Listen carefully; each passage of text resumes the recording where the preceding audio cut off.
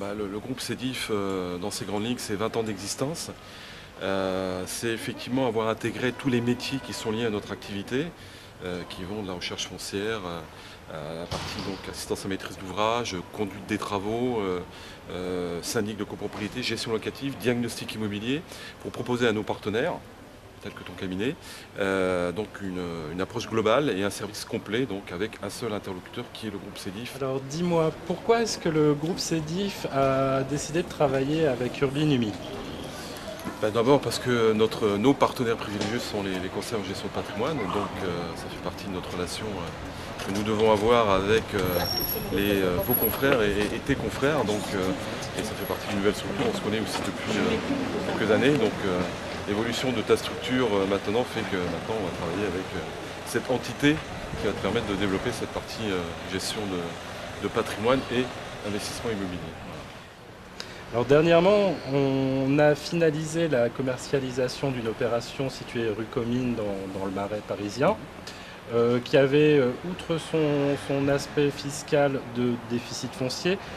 l'intérêt d'être proposé avec une commercialité sur les appartements qui nous permet de les mettre en location meublée tourisme. Aujourd'hui, comment dire, qu'est-ce que tu penses de ce système de déficit foncier?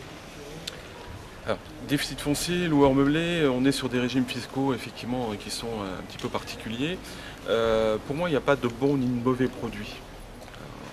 De manière générique, ce qui va rendre la qualité du produit, c'est qu'il va correspondre exactement à la stratégie qui va être définie avec le client investisseur. Donc il y en a effectivement, ça va être du régime de droit commun, du site foncier, d'autres le loueur meublé qui va correspondre à une autre stratégie.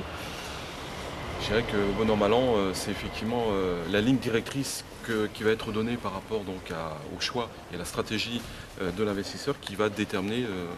l'orientation et la qualité du produit, la qualité fiscale qui va être recherchée. Le loueur meublé est un avantage, effectivement, c'est qu'il puisse procurer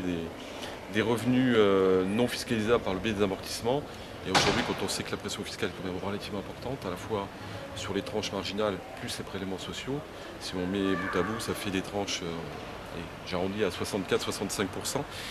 ce qui fait quand même une pression fiscale relativement importante, d'où effectivement l'intérêt de mixer éventuellement des stratégies patrimoniales en faisant du loueur meublé ou du régime de droit commun ou du site foncier.